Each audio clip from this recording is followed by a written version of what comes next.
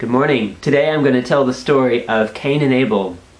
This is from the Bible, and as you remember, I've already told the story of Adam and Eve, and this is the story in the Christian worldview of the first two people. And so here we have the story of the first, might I say, very dysfunctional family. So let me begin. This is reading out of Genesis 4. Adam and Eve had a baby. It was a boy. And Eve named this boy Cain, because she said, "With the help of the Lord, I have brought forth a man-child." Now she also had another baby, and she named him Abel. Now Abel was a keeper of flocks, and yet Cain was a tiller of the ground.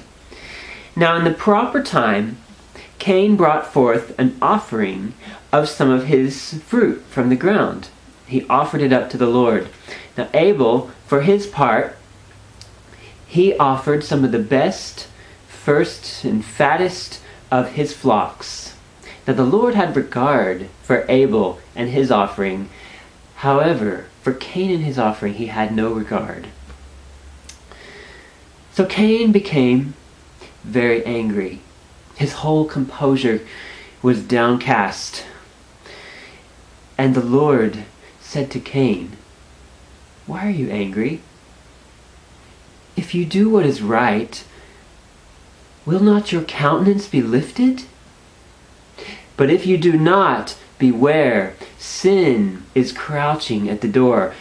Its object is to master you. However, you must be its master." So Cain told his brother Abel, and when they went out into the field together, Cain rose up and he killed his brother Abel.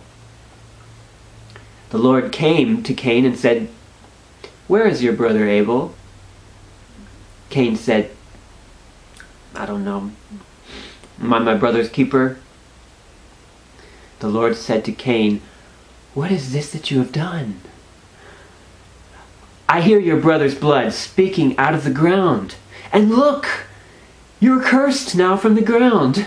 The ground will no longer yield its strength to you. You will be forced to be a wanderer and a vagrant on the earth." And Cain said, "No, this punishment is more than I can bear. Behold, you have driven me from your face, and from the face of the ground I am driven, and I am forced to be a vagrant and a wanderer on the earth."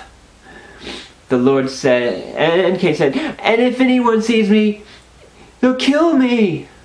And the Lord said, "Not so, for if anyone kills Cain, vengeance shall be taken on him sevenfold."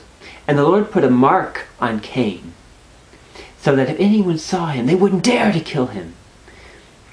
Well, Cain left the presence of the Lord, and he went out and he settled in a place called Nod, wandering. And Cain and his wife had a baby, and it was a boy. And Cain named his baby Enoch.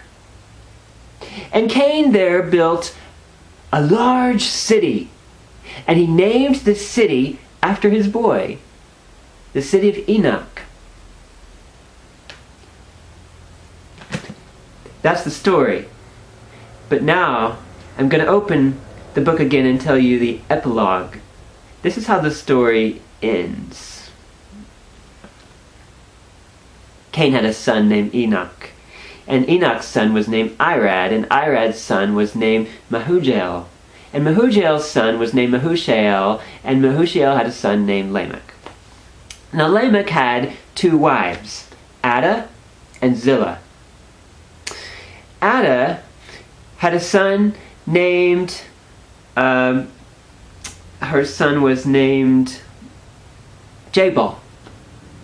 Jabal had many children, and he was the father of all of those who live in tents and keep livestock, with a kind of a wandering lifestyle. Jubal had a brother named Jabal, who his people were those who made music. And they would play all kinds of music on panpipes and flutes. Now Zillah, the other wife, she had a son named Tubal-Cain. Now Tubal-Cain was one who forged all kinds of instruments of iron and bronze. And Tubal-Cain had a sister named Naamah. Well, Lamech came home one day and he said, "Listen up, you wives of Zillah, listen up, you wives of Lamech, Ada and Zillah, listen to me. Today I have killed a man for wounding me, even a small boy, one that struck me. If Cain is avenged sevenfold, Lamech is avenged 77-fold. Ha ha ha ha." Adam and Eve had a baby. It was a boy.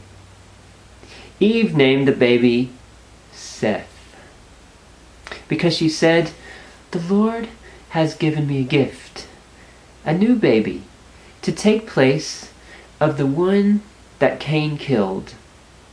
Now Seth also had a son whose name was Enosh, and it was in his days that men began to call on the name of the Lord. That story is the follow-up to the story of Adam and Eve. And in this story, we learn a couple of things. And one of the things we learn is that humankind was destined to expand and become great. Perhaps this was God's plan all along. As we see Cain's descendants, we see all kinds of culture, we see music, we see ingenuity, but at the same time we see the growing of sin. And even as Cain grows into a large city, we also see violence growing. It's not going away. I hope that you will stay with me for the discussion on these two stories, because we also see in this story the ingenuity of God working to make sure that His name survives in an environment which is very determined to forget the name of the Lord. May the Lord's name survive in our day as we try our hardest to forget Him. Thank you. I'll see you in the next post.